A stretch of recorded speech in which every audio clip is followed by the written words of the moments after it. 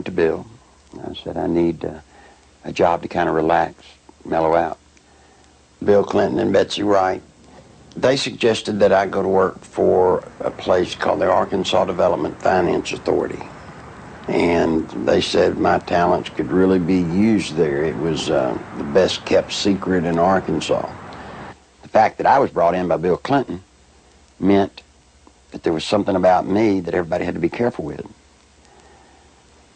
After about 2 weeks, I went to Wooten Epps, and I said, Wooten, I think I've got enough background on this that we can start marketing it. Now, what is the criteria for loans? He said, whoever Bill wants to get a loan. To go back, though, to that moment in time, I'd been there about a month, and I realized that I was in the epicenter of what I'd always heard about all my life. What most people have heard about is the machine. I was literally working, sitting in the middle of Bill Clinton's political machine. It was where he made payoffs, where he repaid favors to people for campaign support. I was in an interesting seat, and I knew it. In that particular board meeting, I was sitting at the end of the table. James Brannion, who was chairman of the board at that time, was sitting at the head of the table. James Brannion stood up in a public restaurant, and he hollered at the Beverly Enterprises guy, Bobby Stevens, and said, did you get the $50,000 campaign contribution from the client that you're introducing the loan for? He said, not yet. He said, well, then hold up the loan till we get it. I stood up, went up to James, and I said, James, don't yell stuff like that. You don't need to be yelling it in a restaurant. That sounds real bad. He was just burly and arrogant. He said, who cares? Bill Clinton sold the concept of ADFA to the people of Arkansas as a vehicle for creating jobs and assisting churches and schools. In reality, millions of taxpayer-guaranteed dollars were being channeled to Clinton's election campaigns, to his inner circle of friends, and to his wife Hillary's law firm. This may explain why ADFA had been drafted in such a manner as to keep its decision-making procedures secret. If you needed $1 million, you had to get your application handled by the Rose Law Firm, pay them $50,000.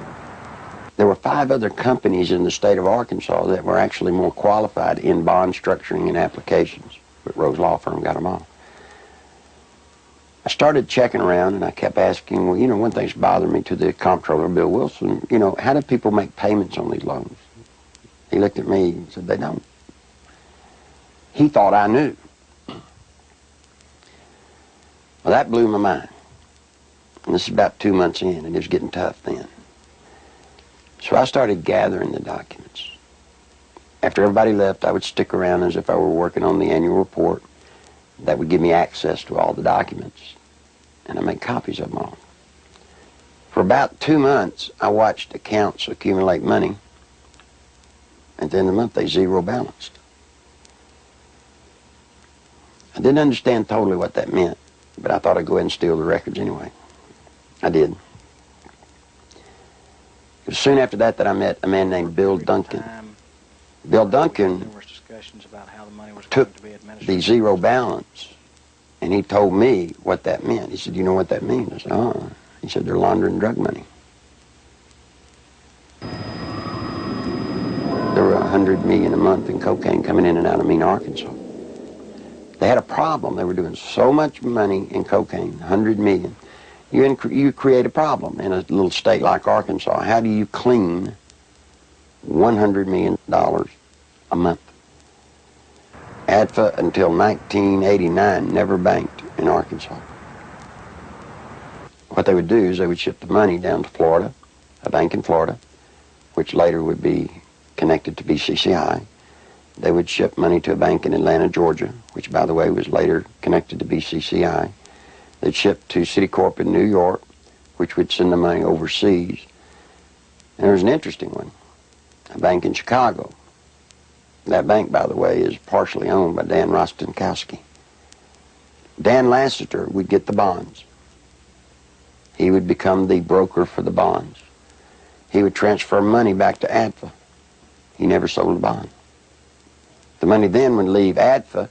go into one of the various banks for the specific bond loan, and they would zero it out. When they zeroed it out, they were giving it back to Lester, less their handling fees.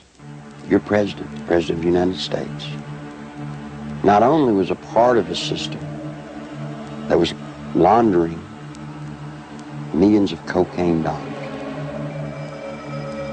your president signed off on it. He can't deny that he did. You see, because of that, there's one little catch.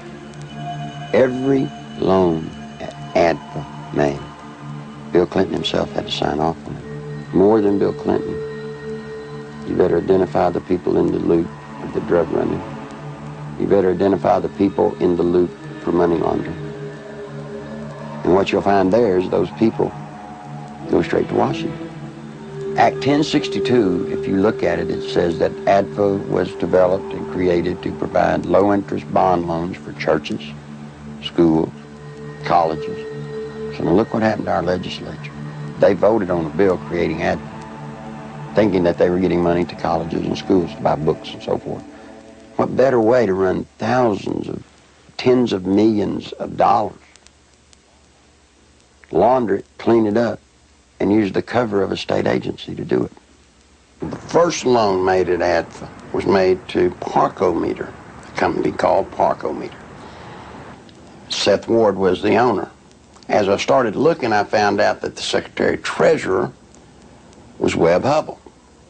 Then I found out Webb Hubbell was Seth Ward's son-in-law.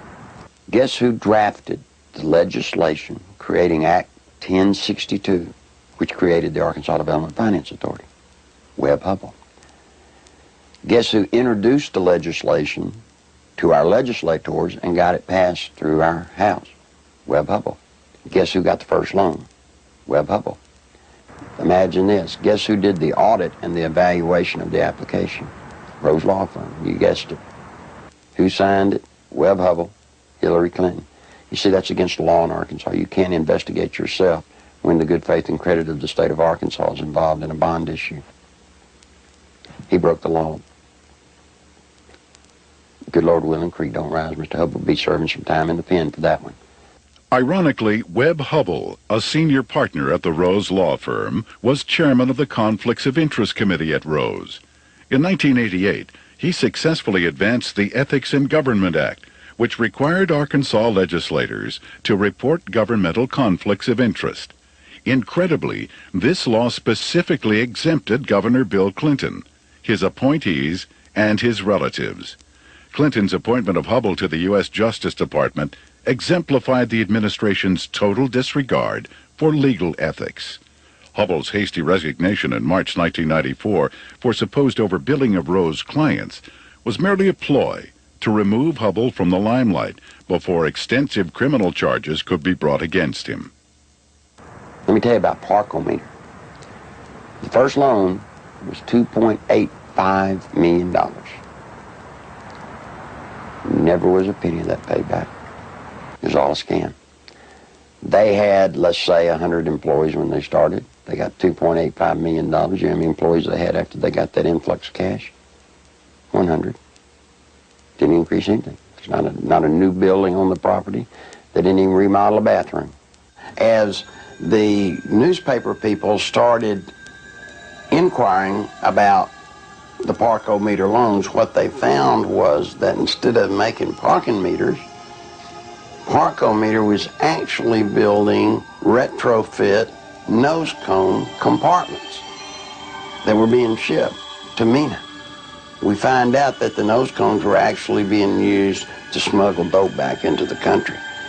And what is scary, what's so scary, it's the same cast of characters. Webb Hubbell, the Rose Law Firm, are guilty, I say to you, of conspiring to defraud the state of Arkansas, the federal government, and conspired to solicit the sales and the laundering of money for illegal drugs. This is your president. This is his circle of power. These are the people, when he got elected president, he did not pass go. He took them straight to Washington with him. And by all things holy, I think he was planning to set up and do the same thing in Washington.